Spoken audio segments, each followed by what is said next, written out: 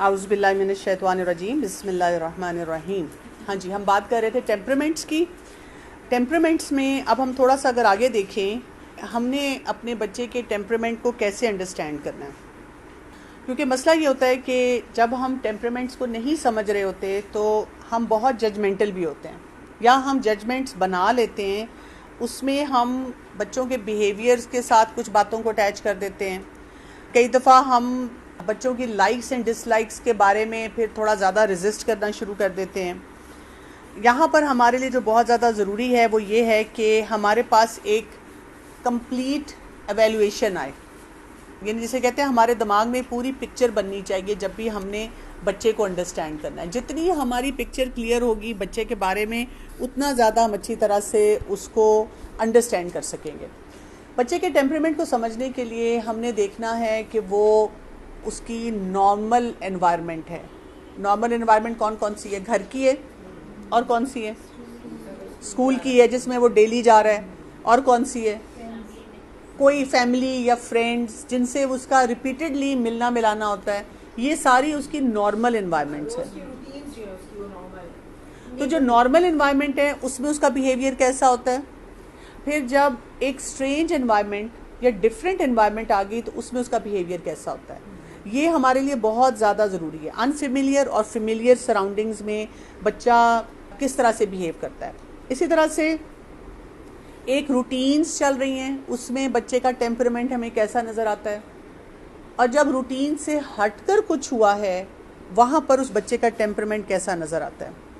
होता यह है कि ज़्यादातर पेरेंट्स और इवन टीचर्स जो होते हैं वो इतना कंज्यूम हो रहे होते हैं, जिसे कहते हैं ना ट्रबल शूटिंग में, कि वो बच्चे की ओवरऑल पर्सनैलिटी को कई दफ़ा समझने में परेशान रहते हैं।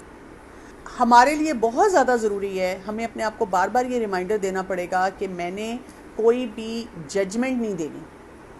मैं बहुत सी मदर से सुनती हूँ, टीचर से भी सुनती हूँ, ये है ही ऐसा, ये करती ये है, ये लेज़ी है, इसका दिल नहीं चाहता, ये तो इसका हाइपर स्टाइल है, ये बहुत बोलता है, ये बहुत शाय है, इसके अंदर कॉन्फिडेंस नहीं है। जब हम जजमेंट पास करते हैं, एक होता है जो हमारे दिल में आई है बात, एक होता है जो हम उसको अपने ज़ुबान पर ले आते हैं। और जब हम बच्चे के सामने बोल रहे होते हैं तो हमें बिल्कुल एहसास नहीं हो रहा था कि हम उस बच्चे को किस किस तरह से लेबल कर रहे हैं, कितना हम उसकी पर्सनैलिटी को जो है वो डैमेज कर रहे हैं। अगर मैं कहूँ भी मदर को या इवन टीचर को कि बच्चे के सामने ना डिस्कस करें, वो कहती नहीं मैं तो वैसे ही बात कर रही थी, मैंने इसे कुछ कहा तो नहीं है। हमें डिस्क्रिप्टिव टर्म से कोई भी बिहेवियर जो है उसको डिफ़ाइन करना होता है और हमें नेगेटिव लेबल्स को अवॉइड करना होता है। जैसे अगर एक बच्चा हमें हाइपर नज़र आ रहा है तो हम कहें ये बहुत एनर्जेटिक है। अगर हमें कोई बच्चा बहुत शाय नज़र आ रहा है तो हम उसके बारे में कहें कि ये बच्चा बहुत कॉशियस है, समझदार है, समझ कर जवाब देता है। अगर हमें कोई बच्चा थोड़ा सा हट दरम स्टबन नज़र आता है तो हम कहें ये असर्टिव है, ये अपनी बात पे जमता है। हाँ, फिर इसको बात समझाई जाए या तरीका बताया जाए तो उसको समझता है। अगर कोई ज़्यादा सेंसिटिव बच्चा है तो उसके बारे में हम कहें कि ये चीज़ों को बहुत डीपली परसीव करता है, डीपली समझता है, इसलिए उनके असरात लेता है। अगर कोई बच्चा लाउड है तो उसके लिए हम कह सकते हैं कि ये बहुत इंथुजियास्टिक है, इसकी पर्सनैलिटी बड़ी बबली है, बहुत जल्दी ये खुश हो जाता है। अगर कोई बच्चा एक्सप्लोसिव नज़र आता है तो उसके बारे में हम कहें कि ये चीज़ों को ड्रामेटिक तरीके से प्रेजेंट करता है। कोई ना कोई एक अच्छा वर्ड जो है हमें ढूंढना होगा, क्योंकि ये याद रखें कि बिहेवियर की एडजस्टमेंट की ज़रूरत हमें होती है जब हम टेम्परामेंट्स पे बात करते हैं, लेकिन हमें उनकी सेल्फ इस्टीम जो है ना उसको ख़ास तौर पे माइंड में रखना है। जब आपने बच्चों के असेसमेंट करनी है उनके टेम्परामेंट की, तो नोट्स बनाते रहना चाहिए। बहुत सारी ऑब्जर्वेशंस जो हैं अपने पास लिखनी चाहिए। 9 टेम्परामेंट्स डिफ़ाइन किए गए हैं। तो टेम्परामेंट में क्या क्या बातें जो हैं उनको देखा जाता है।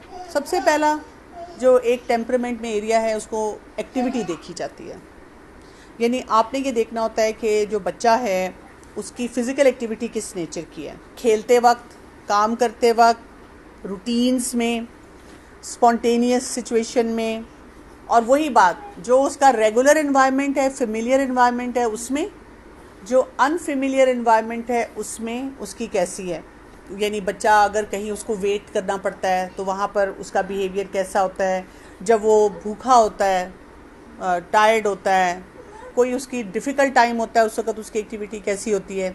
इसी तरह जब वो अपने फ्रेंड्स के साथ, बहन भाइयों के साथ खेलता है, उस वक्त उसका एक्टिविटी लेवल किस तरह का होता है। जैसे कुछ बच्चे बहुत आराम से बैठ के खेलते हैं, कुछ बच्चे जो हैं उनको हर वक्त भागम दौड़ चाहिए, वो उस तरह से खेलना पसंद करते हैं। जब आप उस बच्चे को काफ़ी देर के लिए इनएक्टिव स्टेट में रखते हैं, उसको कहते हैं कि बैठे रहो, उस वक्त वो क्या करता है। और ये चीज़ें आपको बचपन से नज़र आती हैं। जैसे जब बच्चा पैदा हुआ था, हम कहते हैं ना कई दफ़ा ये पैदा होते ही बहुत क्रैंकी था, या ये कि ये तो स्ट्रोलर में भी नहीं बैठता था, कार सीट में भी इसके लिए प्रॉब्लम होती थी, या ये कि ये स्कूल जाने से पहले भी इस तरह से एक्टिविटी करता था। बहुत सारे कंपैरिजन्स कर रहे होते हैं। तो सोशल इन्वायरमेंट में इसी तरह से बुक रीडिंग करते वक्त क्या होता है, या ये कि स्क्रीन जब उसको मिलती है, आप देखें कई बच्चे स्क्रीन भी देख रहे होंगे तो वो मूवमेंट के साथ कर रहे होंगे।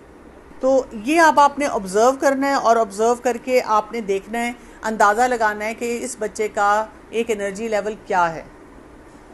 हमने अपने माइंड में एक परसेप्शन बिठाई हुई है ना कि इतना एनर्जी लेवल होना चाहिए। अगर उससे ज़्यादा या कम है तो हम उस बच्चे को मोल्ड करने की कोशिश करते हैं अपनी परसेप्शन के मुताबिक।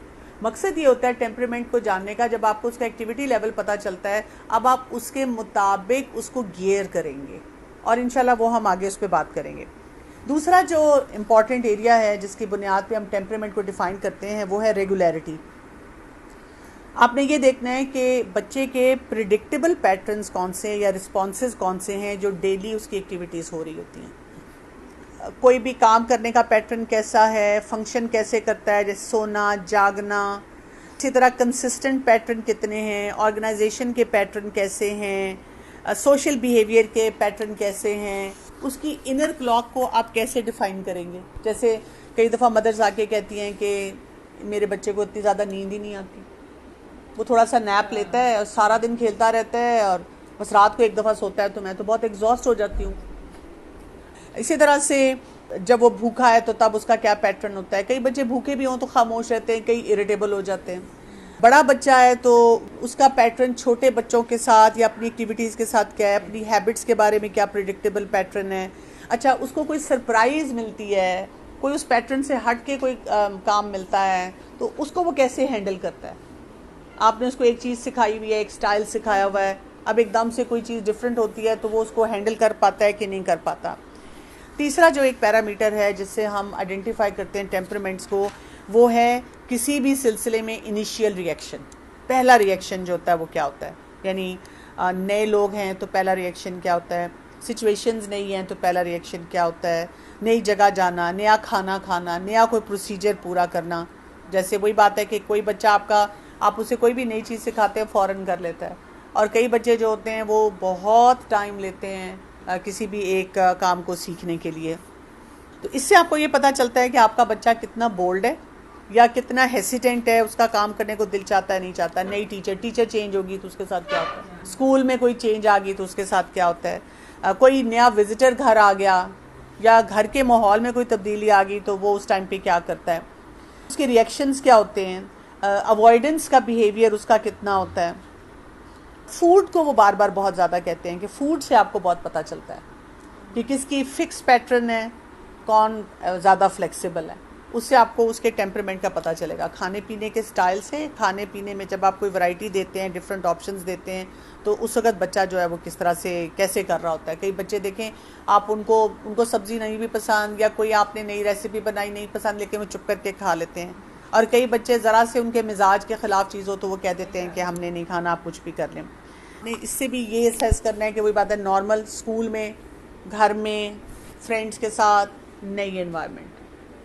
तो इस वीक में अगर आप सिर्फ ये देखना शुरू करते हैं, आप लोग अपने क्लासरूम्स में भी ये देखें, घर के बच्चों में भी ये देखें कि इन 3 एरियाज़ में क्या पैटर्न है, तो इंशाल्लाह फिर इससे आगे जो बाकी टेम्परामेंट्स हैं उनको हम नेक्स्ट टाइम कवर करें।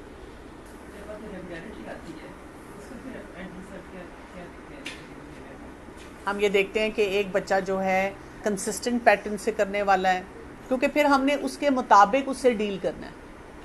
क्योंकि नहीं तो हम ये करते हैं कि हम उसे कई बातों पे फोर्स करते रहते हैं, या हम कंपैरिजन्स में चले जाते हैं कि देखो तुम्हारा भाई कर रहा है या बहन कर रही, तुम क्यों नहीं कर सकते। हम ये नहीं अंडरस्टैंड करते कि उसका टेम्परामेंट में वो बात नहीं है। इसका ये मतलब नहीं होता कि आपने कोई सही चीज़ है या सही काम है उसको सिखाना नहीं है, हमने उसको सिखाना है, लेकिन उसके टेम्परामेंट को क्रश नहीं करना। ऐसा हो कि जिसका खाने का पैटर्न तो मतलब वो बहुत सारी चीज़ों को अवॉइड करता है, वो उनको हमेशा अवॉइड करता है, लेकिन बाकी सारे एनवायरनमेंट में वो बहुत जल्दी एडजस्ट करता है। कई दफ़ा आपको सिलेक्टिव मिलेगा कोई ऐसा ट्रेट टेम्परामेंट के मुताबिक, उसको भी हम हैंडल करना सीखेंगे। जब हम टेम्परामेंट्स को असेस करते हैं, इसीलिए तो हम डिफरेंट एरियाज़ में देखते हैं। एक तो हम ओवरऑल पैटर्न देखते हैं, और फिर एक हम देखते हैं कि किस स्पेसिफिक एरिया में उसका ये एक पैटर्न हमें नज़र आ रहा है। तो फिर हमने ये देखना होता है कि उससे उसकी पर्सनैलिटी पे कितना असर आ रहा है, उसकी हेल्थ पे कितना असर आ रहा है, उसकी बिहेवियर्स पे क्या क्या उसके इम्पैक्ट्स आ रहे हैं। जो चीज़ें एक नॉर्मल हैं उसके लिए हम उसको नॉर्मल रहने देते हैं, और कुछ एरियाज़ में जो है हम फिर उसको सिखाते हैं कि कैसे आपने to the best of your ability use करना है। बहुत से स्कूल्स में ये होता है कि अगर एक बच्चा, आजकल के माहौल में तो ये बहुत बड़ा चैलेंज है, एक बच्चा स्कूल जा रहा है और अगर वो शाय है, टीचर्स कह देती हैं कि इसकी साइकोलॉजिकल असेसमेंट कराएं, ये क्यों नहीं बोलता। तो जब मेरे पास वो मदर्स आती हैं और मुझे वो कहती हैं कि जी हमारा बच्चा शाय है, पता नहीं इसका क्या मसला है, स्कूल वालों ने ये बात की है, तो मैं उनसे ये चीज़ें पूछती हूँ। मसलन ये कि उसकी पढ़ाई ठीक है, उसका घर में फेमिलियर इन्वायरमेंट कैसा है, वो जी अच्छा है, फ्रेंड्स हैं, हाँ हैं, सिलेक्टेड हैं लेकिन हैं। बाकी जब पैरामीटर्स आपको सही नज़र आ रहे होते हैं तो then you don't force the kid कि जी तुमने अब स्पीकर ही बनना है, तुमने डिबेट्स भी करनी है, तुमने किसी एक्ट्स में भी पार्टिसिपेट करना है। आप फिर उसकी इंडिविजुअल पर्सनैलिटी में जो अच्छी बातें हैं उसको एक्सप्लोर करते हैं।